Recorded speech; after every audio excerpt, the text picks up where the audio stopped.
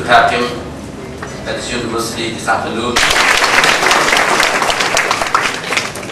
Now, what we'll do today, there will be two assessors here, Maskin, for his contribution, as we all know very well, to great academic work and academic achievements in this area, read by my colleague,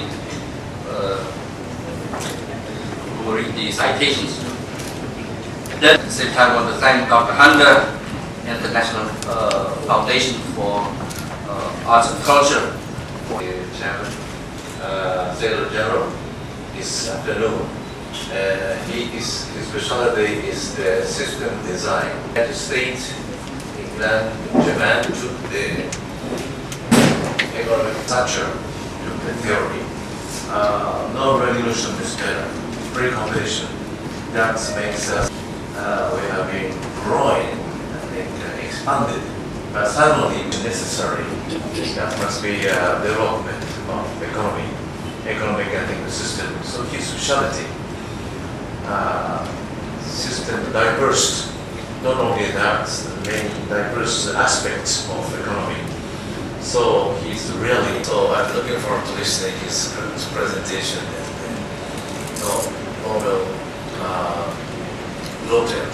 Morowitz, Chairman, International Peace Foundation, for some more remarks. Thank you very much. 21 Nobel Peace Prize laureates based in Vienna. The events are hosted in cooperation with participation of Nobel laureates from all fields. The third ASEAN since 2003. Increasing ethnic, not a given good. It has to be constantly learned, experienced, and created anew. This is why the International Peace Foundation cooperates with major schools and universities, as well as with UNESCO. We have invited them here not only to speak, but to share, to engage, to listen. They come here not for one day or for one event only, but for various dialogues with many fruitful returns, to build long-lasting friendships, and to start, for instance, this is how bridges could develop into a long-term, sustainable outcome on. As Chancellor Dr. Harry Sander and the organizing committee of today's event will take Dr. Honda conferring the honorary doctorate degree. Eric S. Maskin was born in New York City, but he grew up in rural New Jersey. He attended Harvard University, where he received his degree in mathematics. It was for his work on mechanism design theory that he was the recipient in 2000, along with two other pioneers in the field, Leonid Hurwitz and Roger Myerson. His Dialogues to a Culture of Peace. The University of Cambodia is delighted and honored, which help understand how institutions can produce desirable outcomes when dealing with a degree. Please.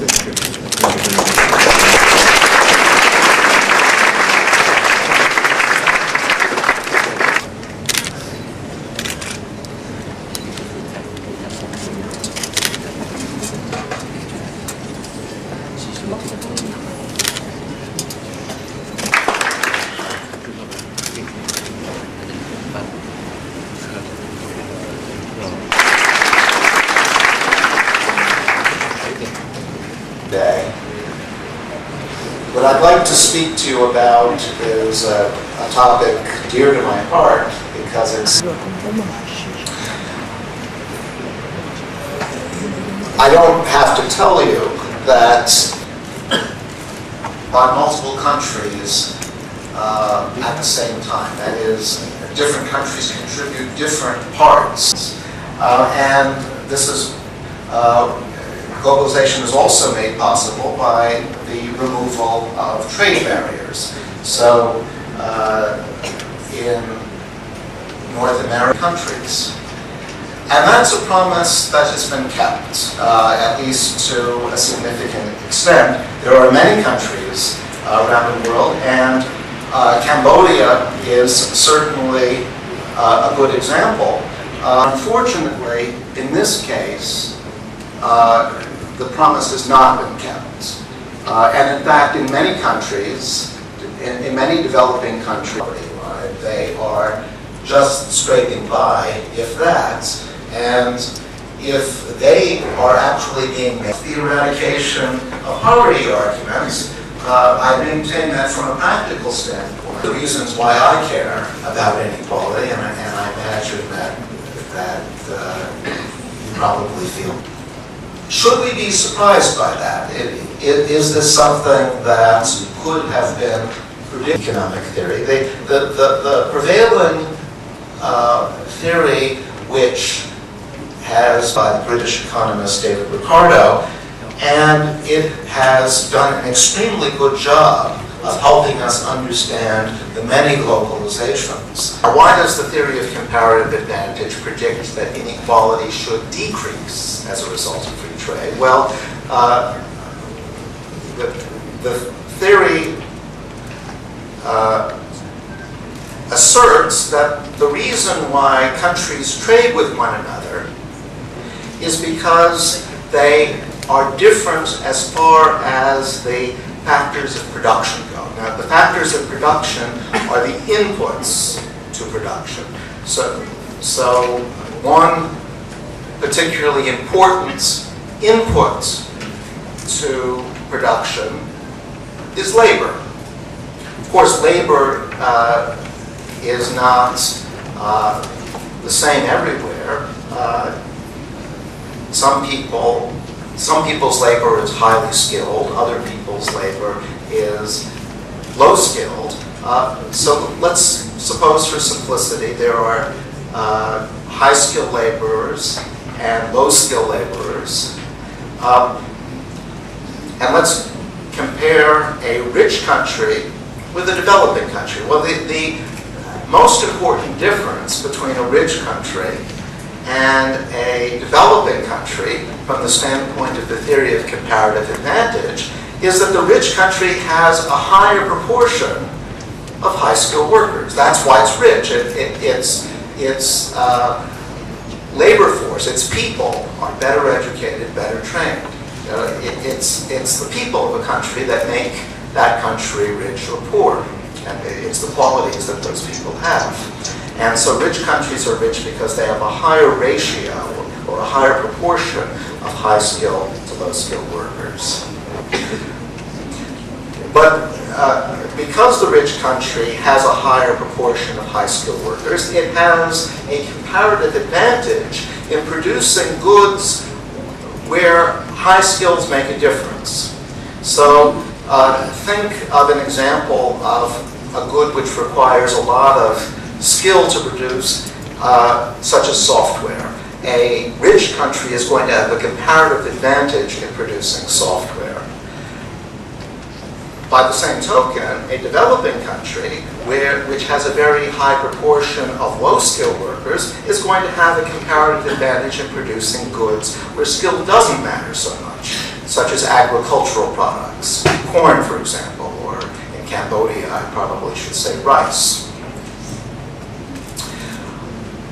Now let's try to understand the effect of globalization on production from the standpoint of the theory of comparative advantage.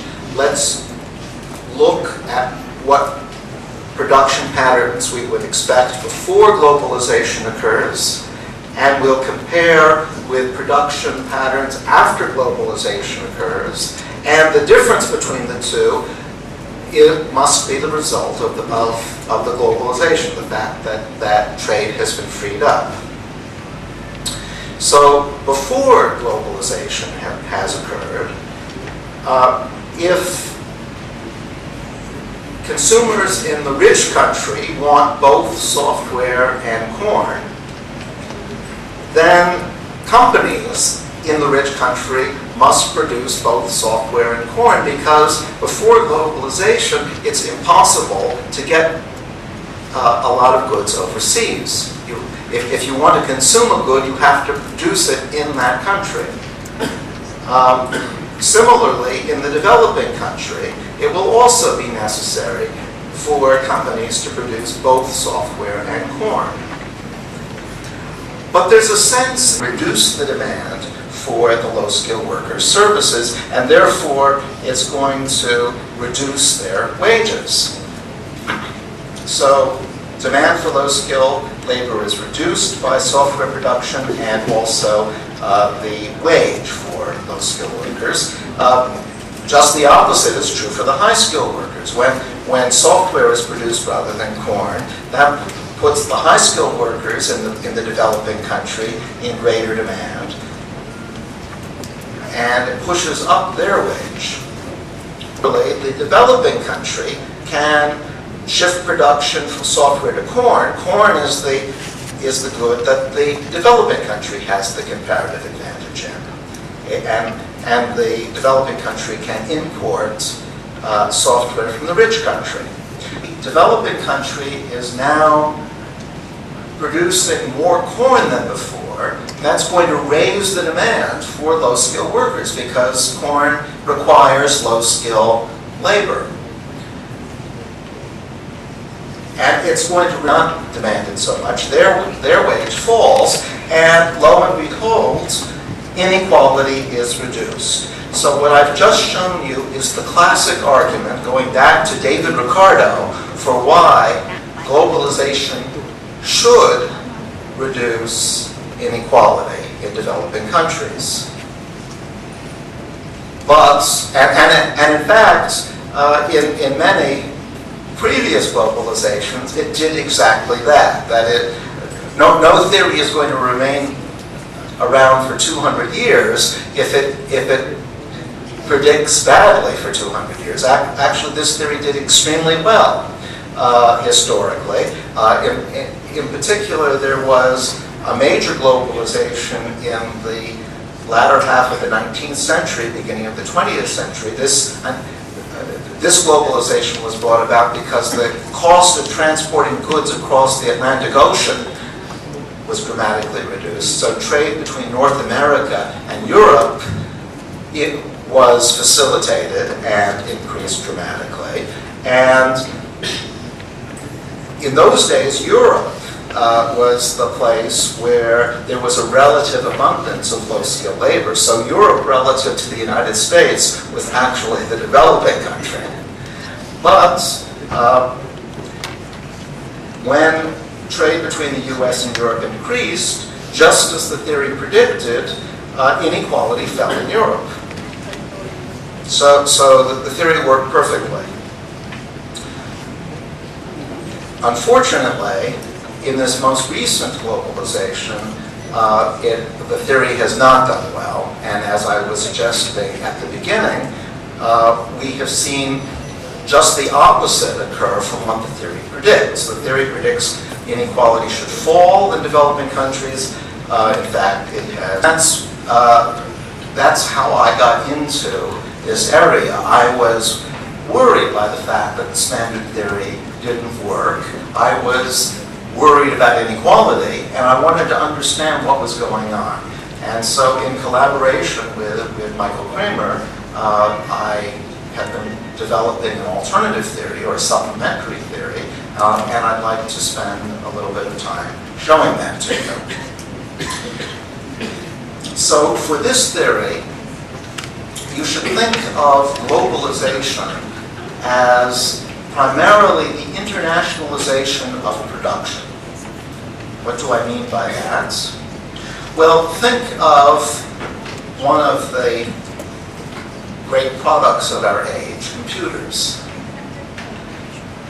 Computers are very much an internationally produced good. So what very often happens is they will be designed in one part of the world, say the United States. So the thing that modern communications has made possible is the internationalization of production. And as we'll see, that has made a great difference to the effect of globalization on wages. Now, I've been talking so far about just high-skill and low-skill workers, but in fact, of course, in reality, there are many different skill levels, and for the argument I want to make now, we need more than just 2 levels. For simplicity, I'm going to suppose that there are 4 levels. I want to make the argument as simple as possible. Of course, there are many, many levels in reality, but 4 levels will be enough for you to see the main idea.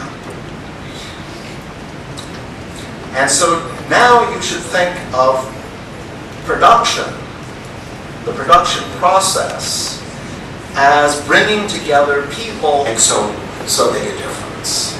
And as I said, what production consists of, what a company does, is to bring together somebody to fulfill the managerial task. You might think of that as the design task, and someone to fill the subordinate task. Perhaps that's the assembly terms. Just as before, when I was talking about the theory of comparative advantage, I'm going to concentrate on 2 countries, one rich, one poor. So the rich country has the higher skills, the poor country has the lower skills. And as I said, output is produced by putting people into the managerial task and the subordinate task. And the amount of output that we get will depend on the skill levels of the people performing those tasks. So you'll get more output the higher the skill of the person in that job.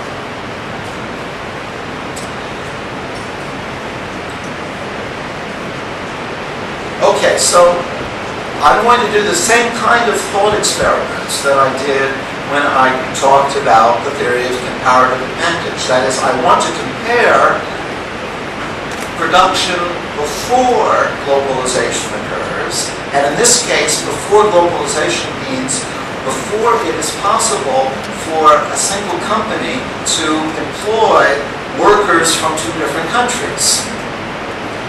And I want to compare that with production patterns after globalization occurs. And once globalization has occurred, now it will be possible to employ people across international boundaries. Well, before globalization occurs, the pattern of production that we get, the pattern of matching of workers to perform the productive tasks will be, as I've indicated on this slide. In the rich country, we will have very high skilled workers, A-level workers, fulfilling the managerial task. They will be paired with slightly lower skilled workers, skilled B workers, performing the subordinate tasks.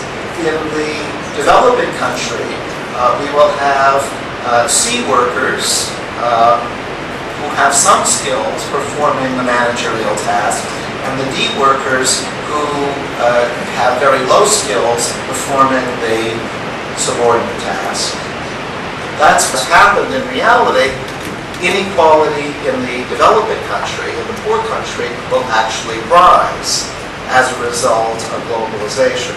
Now, I should hasten to add that overall welfare, average welfare in the developing country, by doing exactly what you suggest in raising the skill level of the lowest level of workers, and how they did that, and thank you, and what the results have been today.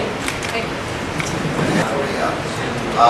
We think of Korea today as not a developing country at all. It's already developed. It's already a pretty rich country. But if we look back just 40 years, it was a very different sort of place. And one major reason why it has managed to transform itself over such a relatively short period of time is because people there realize the value of education. It's become almost a cliche today that Koreans are obsessed with education. If you know Korean parents, you know that they push their kids always into getting more education. Well, this is the sort of value which enabled the Korean economy to undergo the miraculous transformation that has turned it into a rich country. The government of Korea 40 years ago, and actually to this day, makes an enormous investment in education. Much higher proportion of GDP goes into education than in most European countries. And the result, I think, speaks for itself. So Korea, I think, sets a good example for us all. So the question is, what the definition, and one more. I'm sorry, I didn't quite catch that question. Could you give me a short, clear definition of globalization? In this process of negative effect of globalization, where do you put the lack of economic governance that you can find in some countries that we talk about a lot? And globalization that I was providing with today is a very stripped down theory.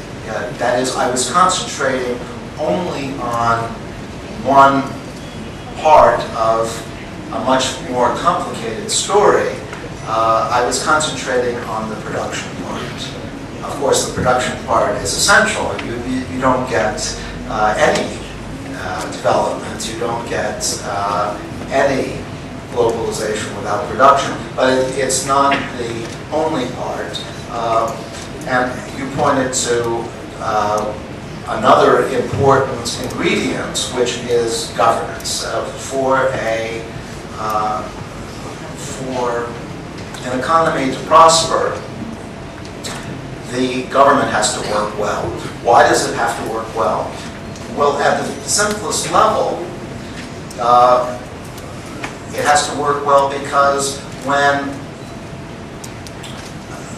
different people get together to produce something, they have to make an agreement among themselves. That's called a contract. How can they be sure that the contract will be enforced? Well, that's what government does. And so, at the very least, for the production... There's still going to be de-workers. Okay, every country in the world has invested in education, and everyone in the world can read and write, but there are still the workers who are at the lowest level. Okay, are still everywhere these de-workers. They're not only matched with each other, but they're actually being played off against each other, as we see now, say, the government workers of Cambodia. Do we have an obligation beyond giving them those opportunities toward elimination of inequality? That is a moral question. It's not a question that economic theory can answer, because economic theory is constructed to tell you how to accomplish something after you've decided what it is you want to accomplish. You're asking, what do we want to accomplish? That is, you're asking the question of this severe economic downturn. And like most economic downturns, this is one which has fallen mainly on the shoulders of the poor.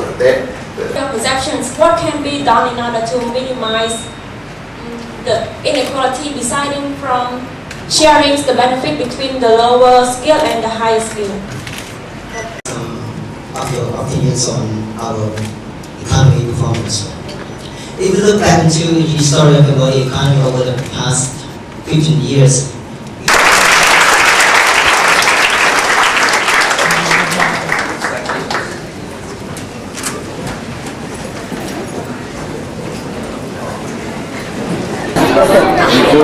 Cambodia is one of developing countries in Southeast Asia, and currently it's also suffering from a world economic crisis. So, do you think that how Cambodia could benefit from your presentation today? If you accept the theory that I set out in the presentation today, I would suggest that the most important investment, the most important public investment that Cambodia can make is in the education and training of its people. Because the theory suggests that global markets, which in the long run I think are the key to Cambodia's overall prosperity, will tend to favor people who have at least some skills, who have something to offer global markets. And so it's very important for public investment to be channeled in a direction which raises the skill level and raises the education level of the people at the bottom, the people who would be left out of globalization without that investment. So based on your experience so far for Cambodia, do you think that what the government should do in order to avoid from the economic crisis?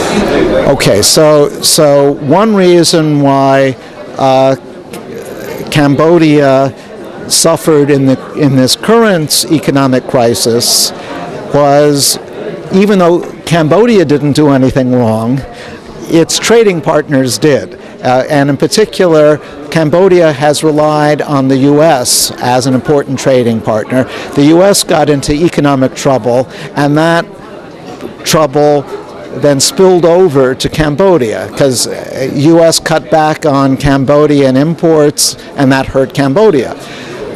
One lesson to be learned from that is that it's important for Cambodia to develop additional trading partners.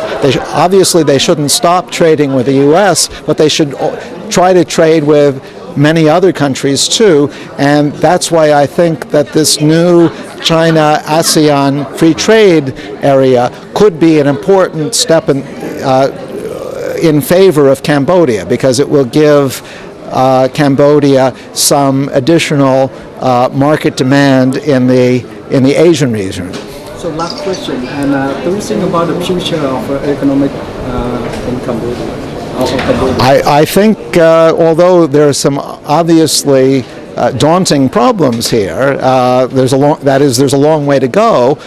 Cambodia is on a good economic track, and I hope that it keeps up the good work. Thank you very much. You're welcome. Where? From New Jersey. I heard the rural New Jersey. The photography guy or the tall guy? About this event. Well, I think it's a very interesting. I think it's a very interesting series of events. So as a whole, I think it will be very interesting to draw attention to these areas like peace building, and to have these Nobel laureates in all kinds of areas come here and share their expertise, so they can share and they can probably also learn from the situations here. So it's not just they come here and tell us smart things, but they also take things home with them and maybe start corporations that last longer than just one day. In the future, you see an international foundation will organize this event again. No, I think the concept in general is already very nice, and if you work with the Nobel laureates, the areas of research that they have are very broad, so you could have many different specialists come here and talk about issues, but I think the issues should be related somehow to Southeast Asia or Cambodia. So you don't have people come here just because they are a Nobel laureate. They should come here because they have a topic that is somehow related to issues here in the country. So I think Arnulf, Germany.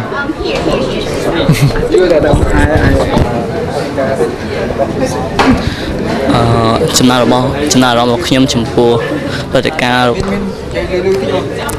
បាទចំណារអារម្មណ៍របស់ខ្ញុំចំពោះការចូលរួមព្រឹត្តិការណ៍ដែលរៀបចំឡើងដោយសាកលវិទ្យាល័យកម្ពុជានេះគឺមានភាពឯកធឹកណាស់ហើយវាផ្ដល់ជាចំណេះដឹងក្នុងការស្វែងយល់ពីវប្បធម៌សន្តិភាពរវាងពីប្រទេសមួយទៅប្រទេសមួយទៀតនិងការផ្ដល់ជាចំណេះដឹងក្នុងការស្វែងយល់ពីបទពិសោធន៍រវាងទំនាក់ទំនងនិងអ្វីដែលមានកើតឡើងនៅក្នុងសង្គមក៏ដូចជាជុំវិញពិភពលោកជាពិសេសគឺផ្ដោតទៅលើទស្សនវិជ្ជាពិតដែលកើតមានសង្គមបច្ចុប្បន្នតែម្ដងគឺព្រឹត្តិការណ៍ដែលកើតមានថ្មីជាពិសេស អ្វីដែលកើតឡើងពេលនេះគឺវាល្អណាស់សម្រាប់ពេលយកទៅពិចារណានៅថ្ងៃអនាគត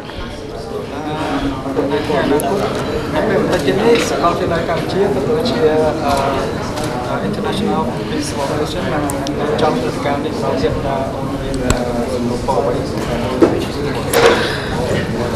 ខ្ញុំមិនជាមានសំណុំពរអ្វីច្រើនទេគ្រាន់ថាចូលចិត្តហើយនឹងមានចំណារអារម្មណ៍ខ្ពស់ណាស់ហើយនឹងមិនដែលបានចូលរួមមុនមកហើយក៏គិតថាគឺជាសំណាងល្អហើយនឹងសូមឲ្យសាកលវិទ្យាល័យកម្ពុជានឹងធ្វើកម្មវិធីនឹងឲ្យមានដំណើរការកាន់ល្អនិងពិសេសគឺតាក់ទាញសិស្សនិស្សិតក៏ដូចជាភ្ញៀវជាតិក៏ដូចជាអន្តរជាតិឲ្យចូលរួមស្វែងយល់នឹងការពេលចំណេះដឹងរវាងគ្នាទៅវិញទៅមកបាទ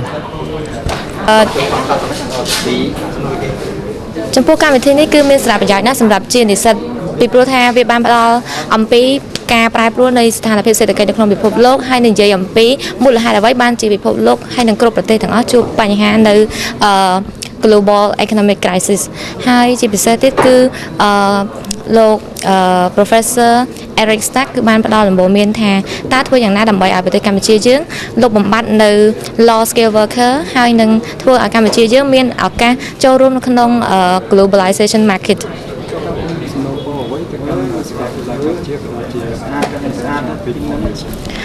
ចំពោះសាកលវិទ្យាល័យកម្ពុជាគឺសំណូមពរសូមឲ្យសាកលវិទ្យាល័យកម្ពុជាគឺបន្តនៅទំនាក់ទំនងជាមួយនឹងស្ពានកិច្ចសន្ទនាដើម្បីវប្បធម៌សន្តិភាពបន្តទៅទៀតដើម្បីឲ្យអ្នកដែលនៅក្នុងសមាជិកស្ពានកិច្ចសន្ទនានោះផ្ដល់នៅជាលិឈើដល់ពួកយើងទាំងអស់គ្នាបន្ថែមលើការចំណេះដឹងផ្ទាល់ទៅជាលក្ខណៈ morality ការរៀបចំនៅការនេះរបស់សាកលវិទ្យាល័យកម្ពុជា បាទចំពោះខ្ញុំបាទក៏ជានិស្សិតនៅសាកលវិទ្យាល័យកម្ពុជាខ្ញុំគិតថាការរៀបចំកម្មវិធីនៃ conference នេះគឺមានសារៈសំខាន់ណាស់ចំពោះសិស្សនិស្សិតជាពិសេសចំពោះមហាជនទូទៅដែលដឹងអំពីការប្រែប្រួលនៅលើពិភពលោកហើយជាចំណេះដឹងទូទៅមួយដ៏សំខាន់សម្រាប់សិស្សក្នុងការរៀនសូត្រអំពីអន្តរជាតិជាពិសេសបានជួបជាមួយនឹងសាស្ត្រាចារ្យដែលគាត់មានស្នាដៃយ៉ាងអស្ចារ្យដែលបានទទួលរង្វាន់ពាន Nobel ជាច្រើនបាទ ពេលបន្តិចនេះសាកលវិទ្យាល័យកម្ពុជារៀបចំឲ្យមានព្រឹត្តិការណ៍នេះម្ដងសាច់ថ្មីមកទៀតតើ បាទខ្ញុំគិតថាការរៀបចំនេះគឺល្អមែនទែនដូច្នេះខ្ញុំគ្រប់គ្រងឲ្យសាកលវិទ្យាល័យកម្ពុជាធ្វើការរៀបចំនៅកម្មវិធីទាំងអស់នេះដែលបានជួបជាមួយនឹងសាស្ត្រាចារ្យដែលគាត់មានស្នាដៃធំៗដើម្បីឲ្យជាចំណេះដឹងដល់សិស្សនិស្សិតទាំងអស់គ្នានិងមហាជនទូទៅផងដែរបាទអរគុណ My first question is could you please describe briefly about the background of BRICS? Yes, the Bridges program is facilitated by the International Peace Foundation, which is a non-political and a non-religious foundation under the common patronage of 21 Nobel Peace Prize laureates based in Vienna. And the International Peace Foundation has started the Bridges events in Thailand in 2002, bringing together Nobel laureates for physics, chemistry, peace, economics, literature and medicine, as well as other eminent keynote speakers to build a culture of peace and development in the region for Southeast Asia. And the Bridges series has now continued to become an ASEAN-wide series. So it continued from Thailand, it continued to the Philippines, Malaysia, and now this year it will be held in Cambodia. Why did you join with the University of Cambodia to organize this event? Because the University of Cambodia has exhibited a strong, sincere and honest interest in promoting education as a basis for peace and development in the region, which is also one of the major aim of the International Peace Foundation. And the University of Cambodia is a very young university which has a strong commitment to become a center for excellence, educational excellence in the region. So that's one of the reasons why we are cooperating with the University of Cambodia, and we are very grateful and for the cooperation, because so far the events have been a great success. Thank you very much, sir.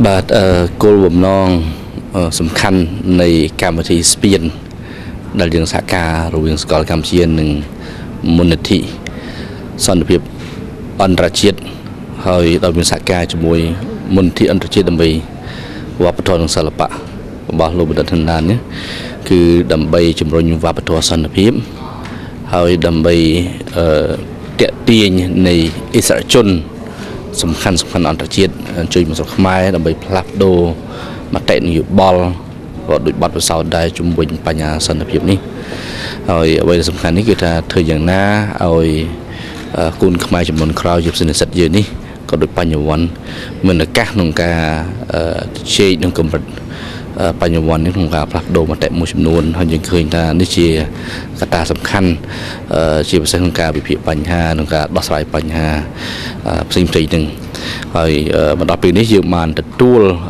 វិក្កាម4រូបហើយចុងក្រោយនេះគឺលោកសាស្ត្រាចារ្យ Eric Mark Maskin ដែលជា